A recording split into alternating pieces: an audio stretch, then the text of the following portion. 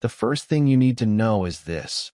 When your own daughter calls you a burden, the air in your chest changes. It hardens. It freezes.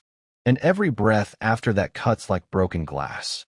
I sat at the kitchen table of the house I had built with my own hands, staring at Tiffany across the plates of meatloaf. Her voice was calm, but her words came sharp enough to split bone. Dad, you can't live here anymore. Harry and I have decided. It's not safe. For you. Or for us. Her husband didn't even look up from his beer. He just smirked, his stocking feet still propped on my leather recliner. My recliner. She's right, old man. Time to face reality. Retirement home's the best place for you. We'll handle things from here. Handle things. That meant my house. My pension. My life. I didn't shout. Didn't argue. I just nodded, slow, like a man who finally accepted his own weakness. Tiffany expected tears. Harry expected begging.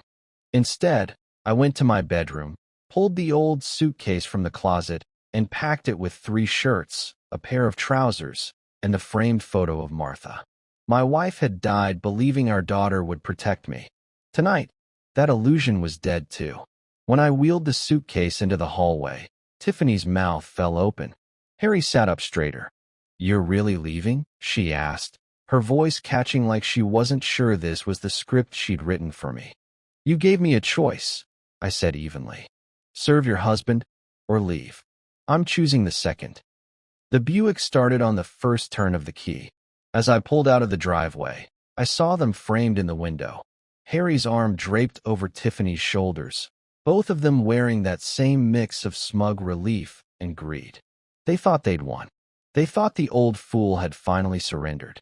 They didn't notice the little smile tugging at the corner of my mouth as the taillights disappeared. Because the truth was, I wasn't just leaving. I was beginning. I checked into a cheap motel on the edge of town that night.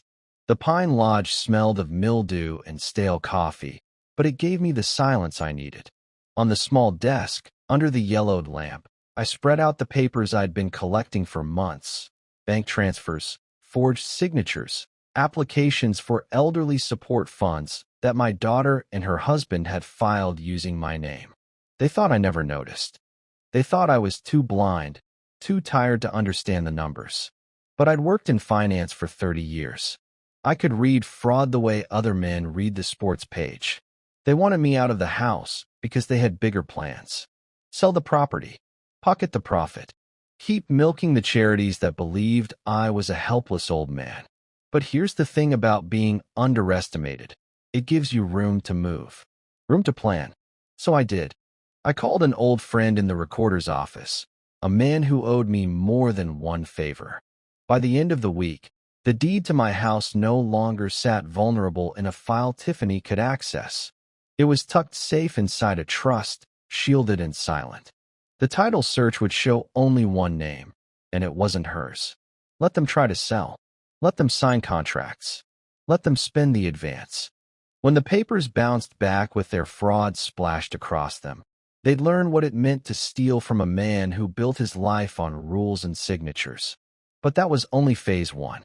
Phase 2 was already in motion. I started mailing packages, anonymous at first, to the very neighbors who had begun crossing the street to avoid me. Inside each envelope were photocopies, Tiffany's forged grant requests, Harry's signatures on false mortgage documents, proof they'd siphoned money meant for community aid. By spring, whispers would bloom across every picket fence, in every grocery line, at every Sunday service. The same neighbors who'd believed the story about this senile old man would discover the real truth. The real parasites lived inside that house, sipping beer on my recliner. And then, the night of their big celebration, when they invited the neighborhood to show off the new owners of my house, that's when I'd strike hardest. Because I wouldn't just be taking back what was mine. I'd be ripping away their masks in front of the entire town. As I lay back on the motel bed, the springs groaning beneath me, I stared at the ceiling with a calm I hadn't felt in years. They thought they'd discarded me, but I was only waiting. And when the time came, Tiffany and Harry wouldn't just lose a house. They'd lose their names, their respect, They're standing in this town. They thought they'd buried me. They didn't realize I was the one digging the grave. It started with the first envelope. 2 weeks after I left, Mrs. Callahan from across the street received a thick brown package in her mailbox. She was a widow, sharp as a tack despite her 75 years, the kind of woman who remembered every birthday on the block and knew the gossip before anyone else.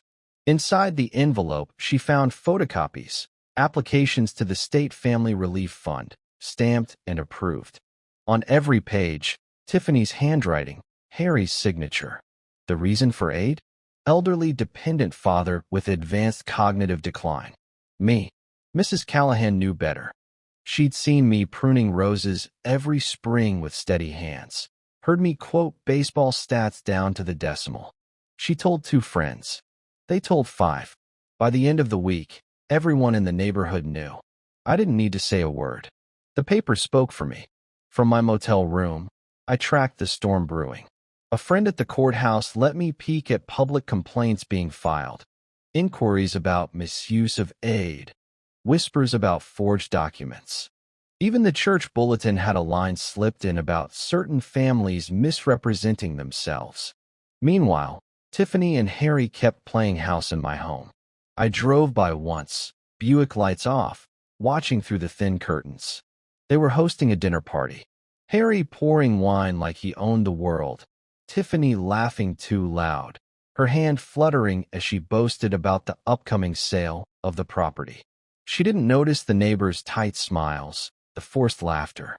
Suspicion had already sunk its teeth in. I stayed just long enough to see the mailman drop another set of envelopes at their door. Bright red ink, past due. That was my doing too. 3 nights later, I got a call.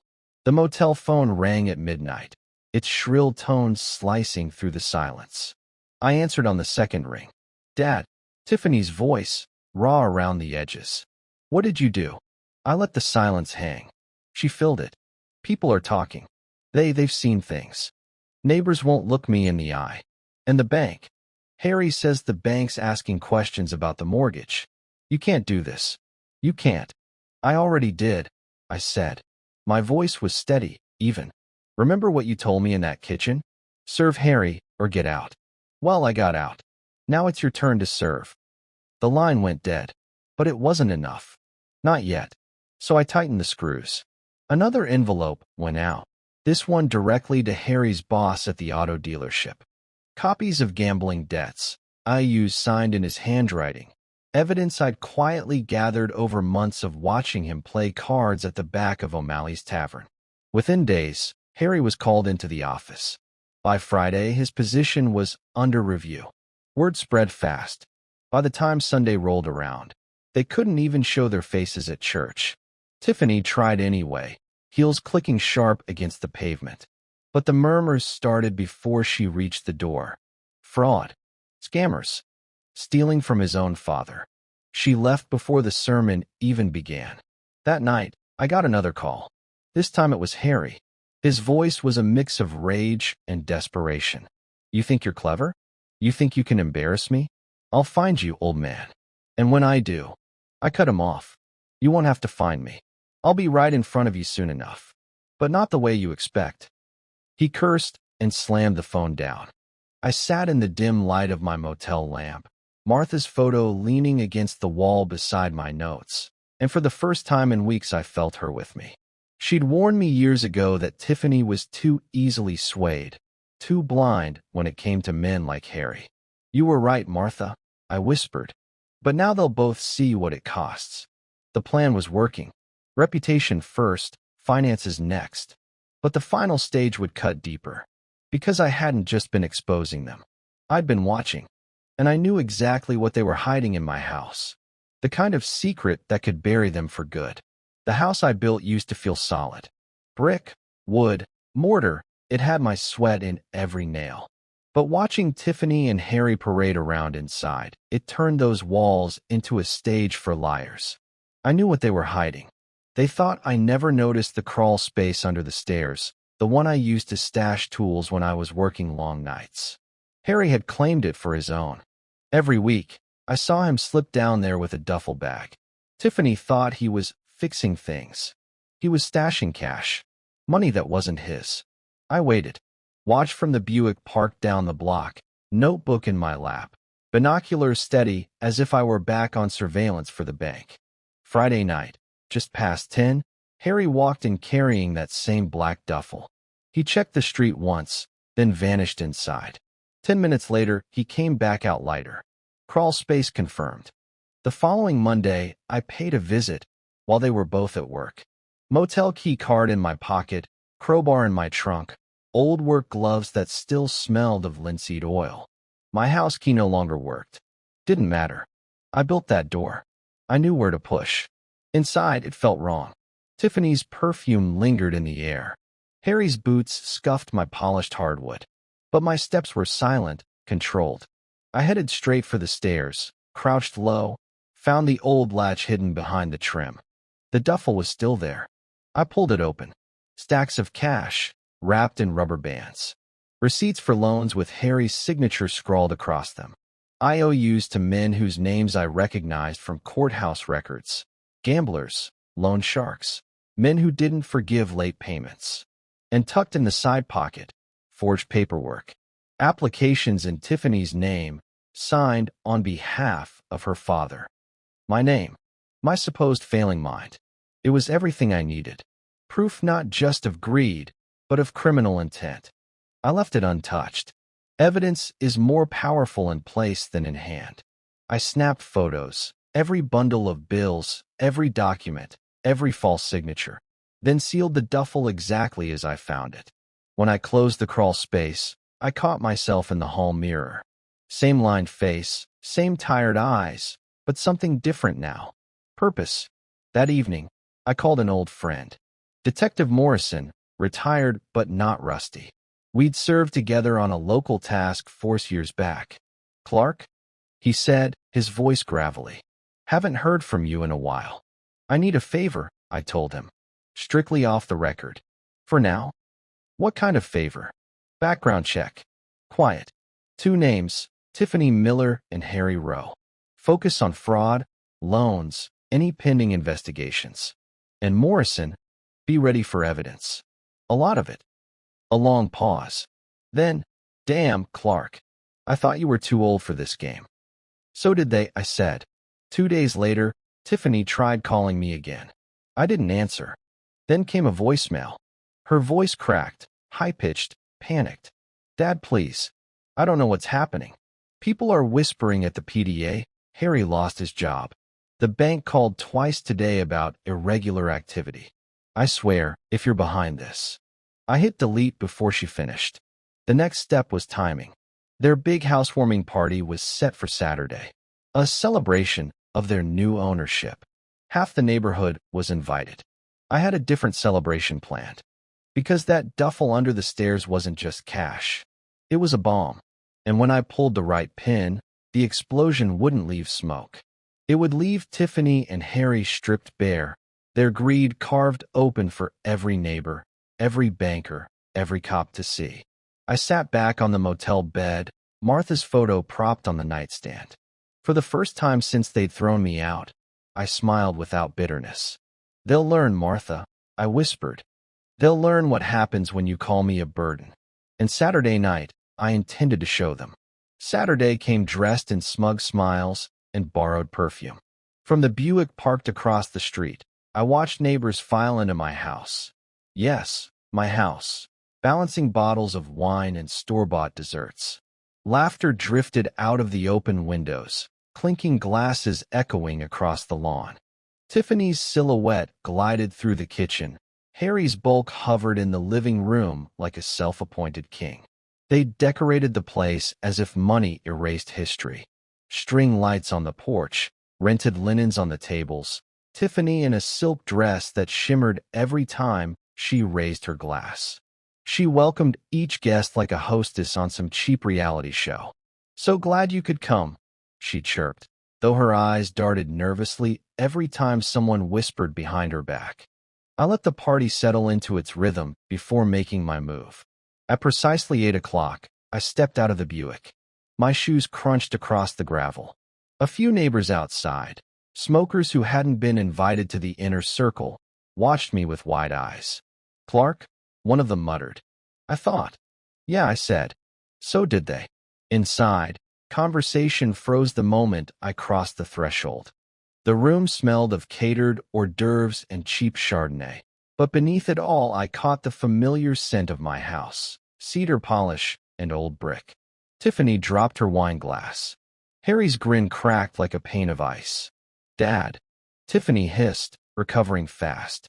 "What are you doing here?" This is a celebration." I finished for her, loud enough that the whole room heard. "Of ownership, right?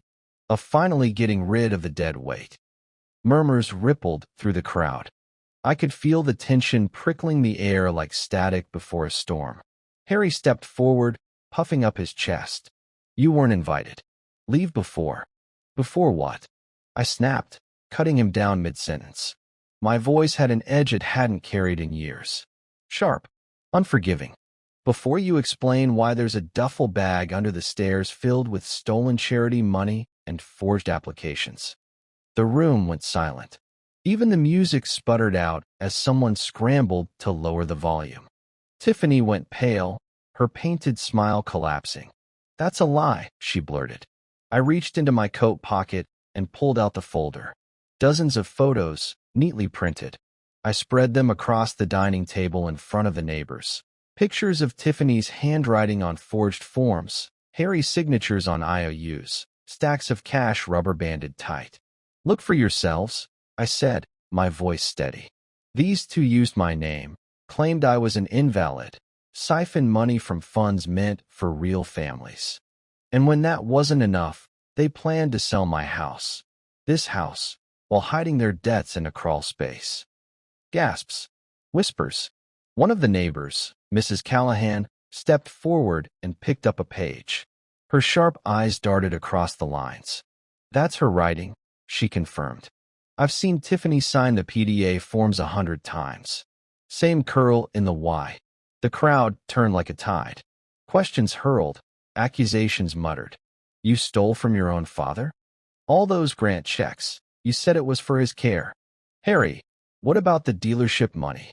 Tiffany stammered. Harry barked something about private family matters, but it was too late. Their masks had slipped, and the neighbors were staring at the bare, ugly faces beneath. I didn't need to stay longer. I'd planted the first charge, and it was already exploding. As I walked toward the door, Tiffany's voice cracked behind me.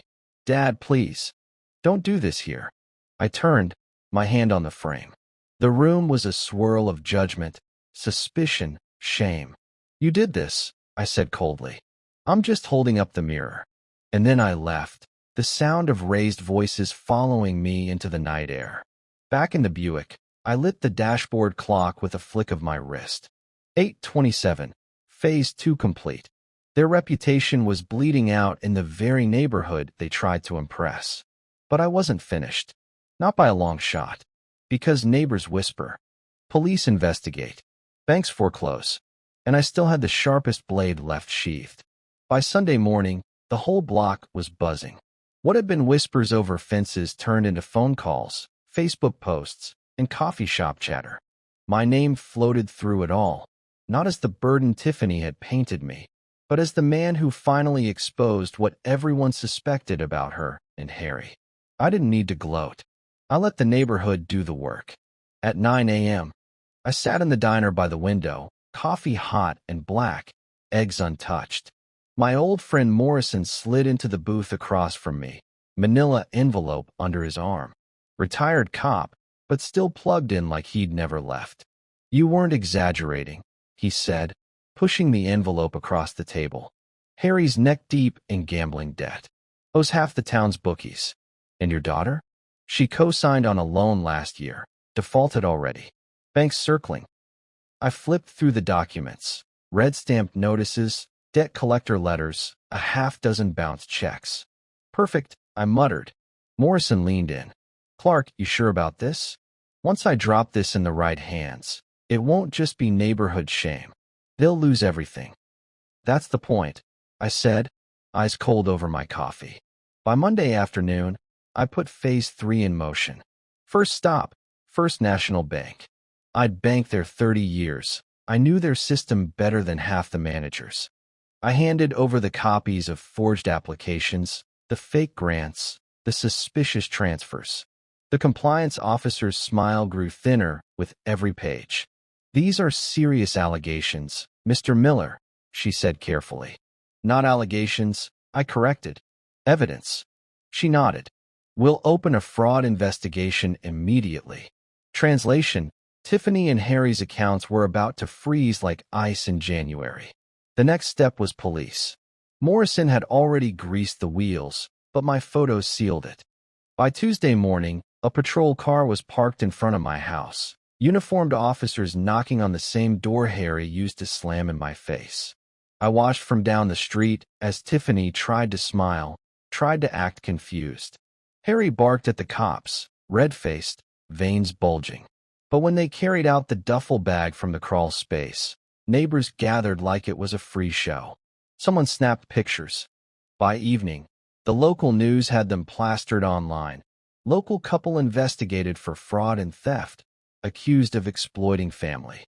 That night, my motel phone rang again. Tiffany this time, voice shredded. "Dad, please, you've ruined us. The bank froze everything. Harry might lose the house. The police." I cut her off.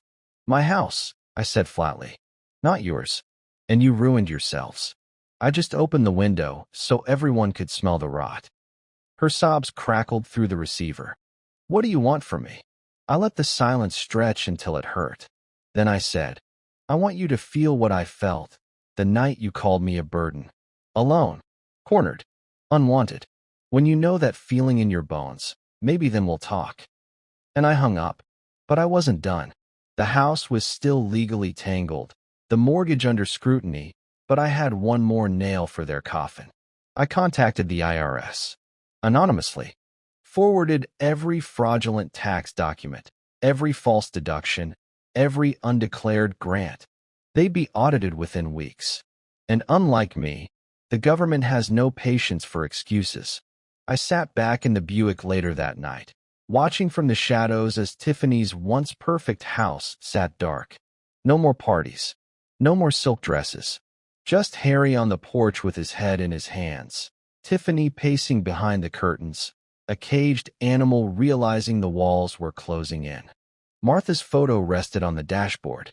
Her eyes, calm and steady, seemed to ask the question, was this enough?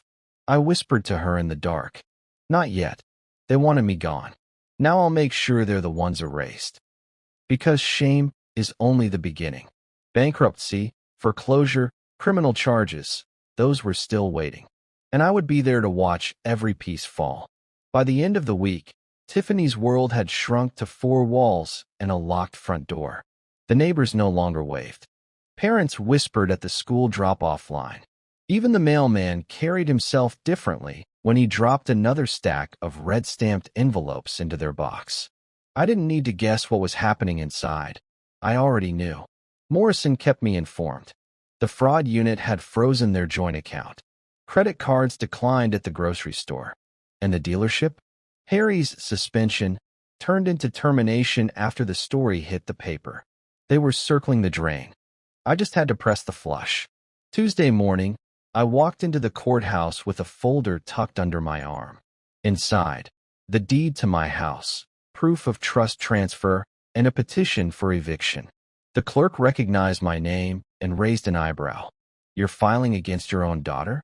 "Against 2 tenants who outstayed their welcome," I said. The stamp came down hard. Official. Final. Sheriff's notice would be on their door within 48 hours. That night, I drove by slow. Their porch light was off, but the glow of a TV flickered inside. Through the curtain gap, I caught a glimpse. Tiffany hunched on the couch, mascara streaked down her cheeks, phone pressed to her ear.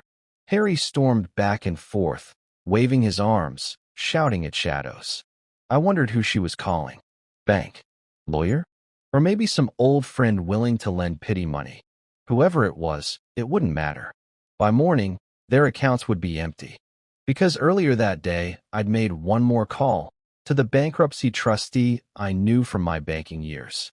I slipped him every piece of evidence: gambling debts, fraudulent grants, unpaid loans. When the trustee was done, Tiffany and Harry wouldn't just be broke. They'd be radioactive. No lender, no bank, no charity would touch them again. The breaking point came Thursday. I was sitting in the diner, same corner booth, when Tiffany burst in. She looked 10 years older, hair unwashed, voice ragged. She spotted me instantly and staggered toward the table. "Dad, please stop." She collapsed into the booth across from me. "The sheriff came. We're being evicted. The bank called this morning, foreclosure proceedings. Harry, he's gone." Packed a bag and left. Her hands trembled as she clutched the salt shaker like it might anchor her to the earth. I don't know where to go. I don't know what to do. For a moment, I saw the little girl she used to be, the one who begged me to chase monsters from her closet. But that memory snapped under the weight of her words from weeks ago. "You will either serve my husband or get out." I leaned forward, my voice low and sharp. "Now you know how it feels to be disposable." Her eyes filled, but I didn't flinch. "You stole my dignity, my home, my name. I'm just taking them back." She opened her mouth, but no words came. Just silence. The same silence she gave me when I pleaded for respect in my own house. I slid out of the booth, dropped a few dollars on the table for my coffee, and left her there, alone, in the same place she'd left me. Back in the Buick, I let out a long breath. Phase 4 was complete. They had no money, no house, no husband to lean on. Tiffany was stranded in the wreckage of her own greed. But I wasn't finished yet, because there was one final card I hadn't played. A blade sharp enough to cut what was left of their reputation to ribbons, and I intended to wield it in front of the whole town. The sheriff's notice did its job. By Saturday morning, Tiffany's car sat crooked in the driveway, trunk stuffed with trash bags, porch littered with boxes she couldn't carry alone. Neighbors gathered in clusters, pretending to rake leaves or fetch newspapers, but their eyes stayed fixed on her. I parked half a block away, engine idling, and waited. At noon sharp, the church bells rang, same as always. But this time, I wasn't heading to service. I was heading to the town hall. Because that afternoon, the community center hosted the quarterly neighborhood meeting, a gathering Tiffany had once ruled with forced smiles and PDA speeches. Now, she would be there in a different role, the subject. The room smelled of coffee urns and old carpet. Folding chairs creaked under the weight of gossip. Morrison nodded at me from the corner, manila envelope tucked under his arm. He looked like a man holding a loaded weapon, and in a way, he was. The mayor droned on about zoning, road repairs, budgets. People fidgeted, whispered, glanced toward Tiffany when she slipped in through the side door. She looked brittle, dressed in last year's wrinkled blouse, trying to blend into the wall. Harry wasn't with her. Word was he'd skipped town for good. Perfect. When the mayor called for new business, Morrison cleared his throat. "Yes, I've got something." He lifted the envelope and began passing copies down the rows. Murmurs rose like wind in dry grass. Each packet contained the full picture: forged grant applications, loan defaults, photos of the duffel bag stuffed with charity cash. People gasped. A woman dropped her pen. Someone muttered, "My taxes paid for this." And then Morrison said the line I'd been waiting for. These documents were collected by Clark Miller, the very man Tiffany and Harry tried to paint as senile and incapable. Turns out, the only thing incapable was their honesty. All heads turned toward me. I stood slowly, letting the silence stretch. Tiffany's face drained to ash. Her lips trembled, but no words came. "You called me a burden," I said evenly, my voice carrying to every corner of the hall. "You told me to serve your husband or leave my own house. While you were stealing from charities, forging papers in my name, lying to this community." I pointed to the packets spread across the tables. "This is who they are. Every dollar of fraud, every debt, every betrayal, on paper for you to see. I didn't ruin Tiffany. She ruined herself. I just turned on the light." The crowd erupted. Some shouted questions. Others shook their heads in disgust. One neighbor spat. "You should be ashamed." Another demanded, "How many families went without because of you?" Tiffany stumbled forward, hands raised, tears streaking her cheeks. "Please, you don't understand. I was desperate. We just needed." "No." I cut her off, cold as steel. "I was desperate. After your mother died, I begged for family. I begged for respect. All I got was greed." The mayor slammed his gavel, but it was useless. The hall had become a courtroom, and Tiffany was guilty in the eyes of everyone she once fooled. As she fled the room under a rain of whispers and shaking heads, I sank back into my chair. Morrison clapped me on the shoulder. "You just buried her," he muttered. I didn't smile, didn't cheer. I just nodded once. Because it wasn't the final blow. Not yet. The town had seen the truth. But the law hadn't spoken.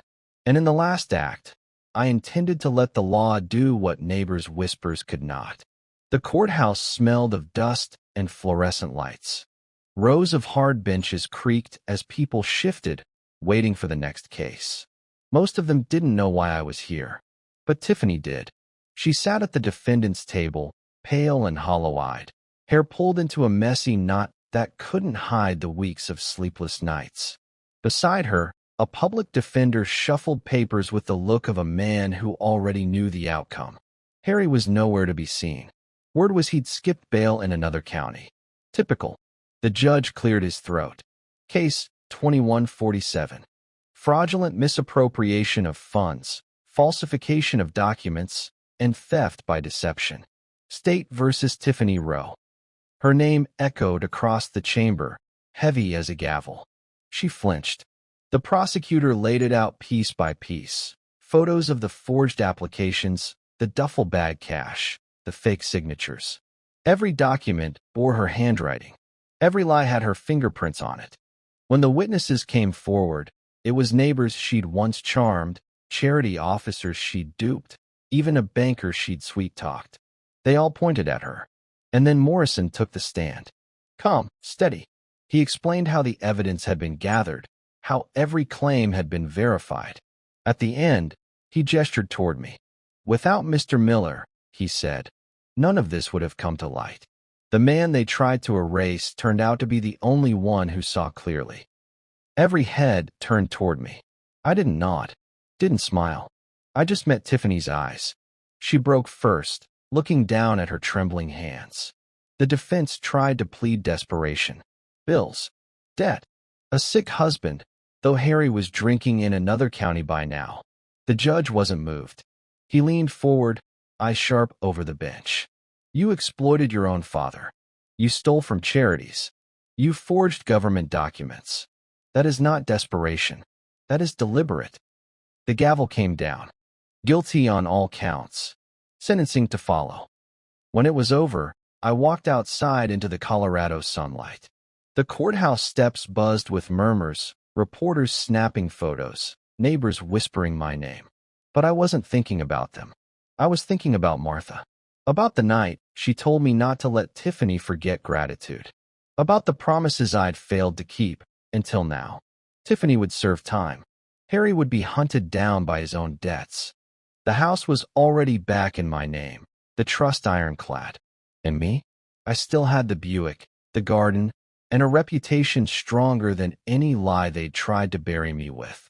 I paused at the bottom of the steps, looked back once at the courthouse doors swinging shut. They thought I was finished, I muttered. And then I walked away, my boots striking the pavement like a final verdict. The last thing I want them to remember? I didn't raise my voice. I didn't beg. I just made sure when they called me a burden, they paid the price in full.